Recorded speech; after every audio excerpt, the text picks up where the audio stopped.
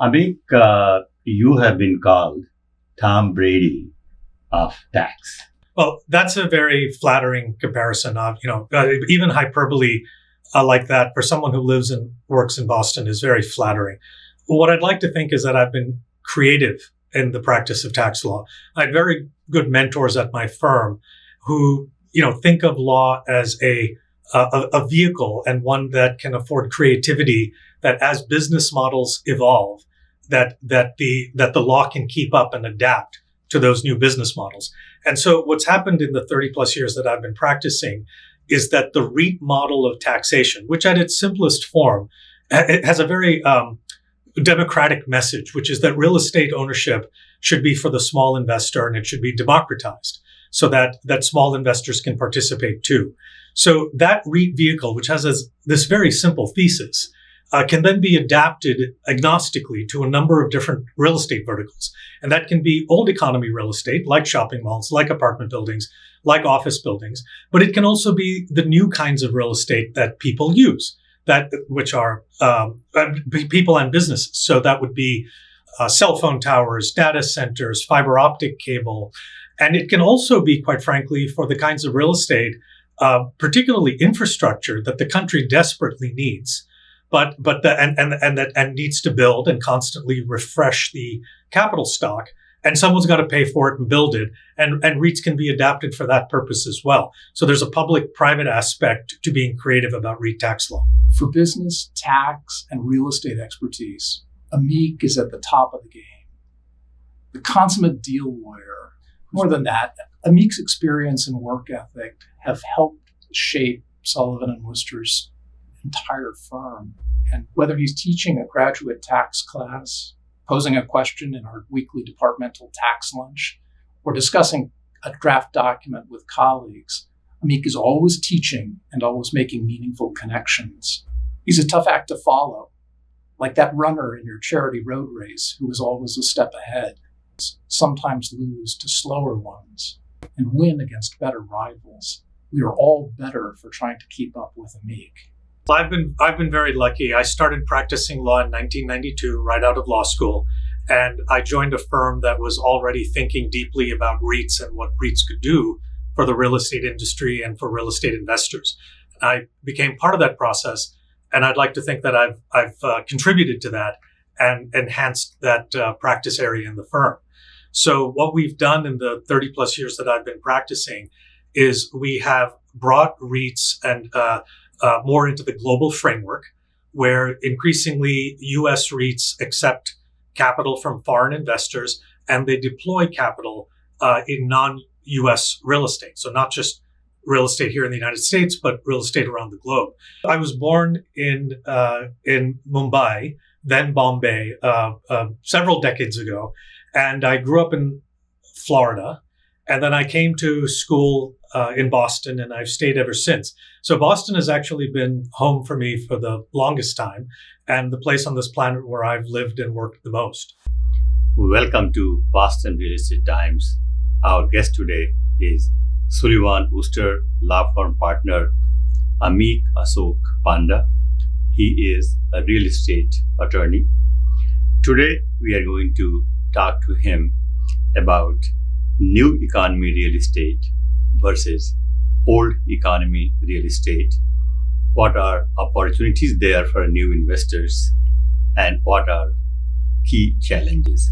Ameek, welcome to our studio. Thank you, Upendra. Thank you for having me. Excellent. So I'm very curious to know that what is new economy real estate and what is the old economy real estate? Sure. And if you can just first explain these two terms. Sure. So when we think of old economy real estate, we think of the kind of real estate that, and we still use it today. It never goes out of style, but it's the kind of real estate that was well known to us decades ago, and that would include things like hotels, apartment buildings, office buildings, shopping malls, structures, and buildings like that.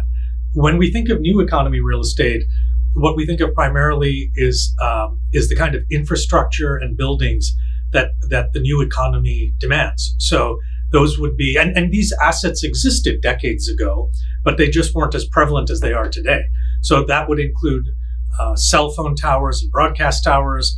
That would include fiber optical networks and infrastructure, and that would certainly include data centers. But it could also include things like power and transmission distribution lines, which historically have been, again, those things have always existed. We're building a lot more of them, and they're increasingly in the private sector in new and innovative ways. So, Ameek, you have been named Tom Brady of tax real estate, and REITs played a very important role and very important part of your business, your practice. How has REIT changed the real estate landscape in the last 50, 20 years? You can think of the modern REIT statute as beginning in 1960. There were historical antecedents to that, but the modern REIT statute begins in 1960. And the structure of the statute remains the same. It's been applied to an increasingly broad array of real estate, the very kinds of real estate that we use as people and that we invest in as investors. Since 1960, the REIT tax law has been streamlined to become more operationally flexible, to accept more easily debt and equity capital from outside the United States, so non-U.S. investors can invest in the United States vehicles. And it's also been streamlined to make it a little easier and more practical for the U.S. REITs to invest in non-U.S. real estate. So those are the big innovations since 1960. And what we have today, while not perfect, is a very, very workable framework for the democratization of real estate through the REIT vehicle, where small and portfolio investors can invest in a very large real estate portfolio, a small piece of a very large pie, and they can have the liquidity of a stock market so that if they need to exit their investment, they can have professional management teams. And so their retirement portfolios, their investment portfolios can be long on real estate, but at the same time, something liquid and democratized. How do you look at REITs over the next 20 years? Sure. So I think people, I for one, and I think many in the industry, hope that Congress and others will continue to streamline the REIT statute, take the parts of it that are still a little rough and sand down the edges so that they become, more predictable, more safe, less footfalls, less pitfalls. And that's sort of so much has been achieved on that front in the last several decades, but there's still some more to be done. And then what I hope happens is that investors and sponsors and builders of real estate will continue to use the REIT vehicle for all the different kinds of real estate that as a country and as a planet that we use and need. And that could be public infrastructure, that could be private real estate like we've seen, and maybe there'll be real estate on Mars, and then the REIT vehicle can be used and adapted for that.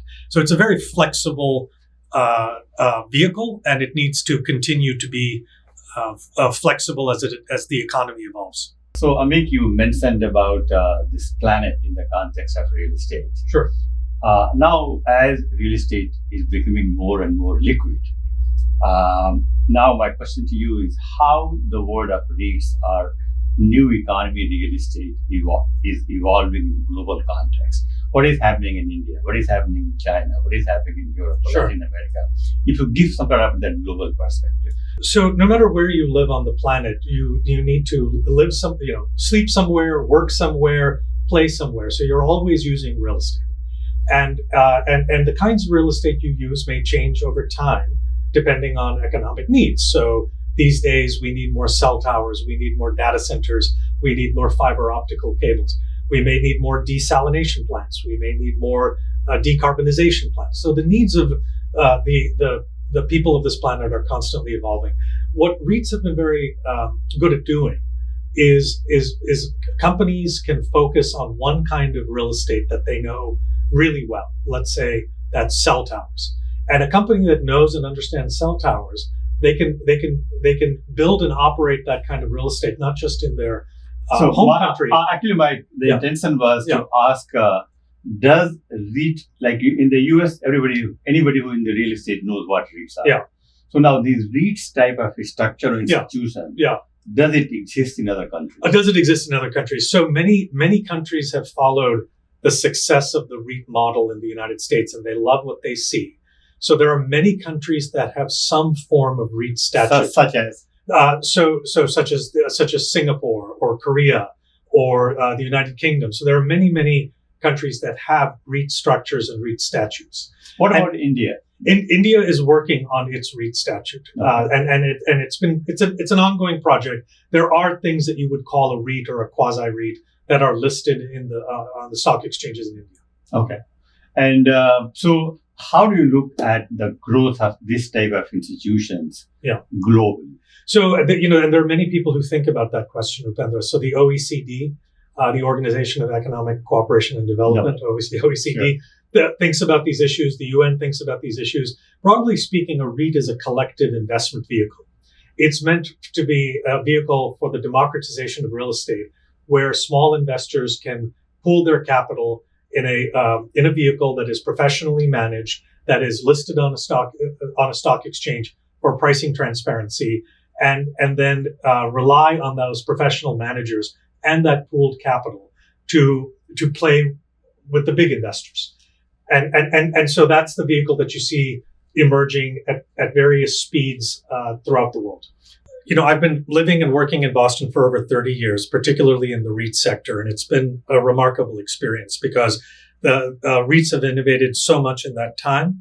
Not only have they become better, faster, cheaper, more streamlined, more accessible, more available to different kinds of real estate verticals, but the market has just exploded, and the fun has been to see the REIT business model, a collective investment vehicle, the democratization of real estate, apply to more and more kinds of real estate. So that includes commercial timberlands, that includes data centers, that includes cellular and broadcast towers. It's also been fascinating to see the success of the REIT model in the United States catch on in other parts of the world, as other countries have said, that's a great vehicle. We need that too. So they're trying to adapt local institutions, create their own REIT vehicles. Not only is it good for investors, not only is it good for the real estate industry, but it's an excellent vehicle for the financial sector as a whole, because it's seen as a way of preventing systemic financial risk, such that, if real estate gets distressed, then the next thing that goes are the banks. Well, with a REIT buffer, you can firewall that. And so if real estate becomes distressed, that's immediately available or cushioned by the equity in the REIT markets before it hits the banking sector and causes systemic financial risk.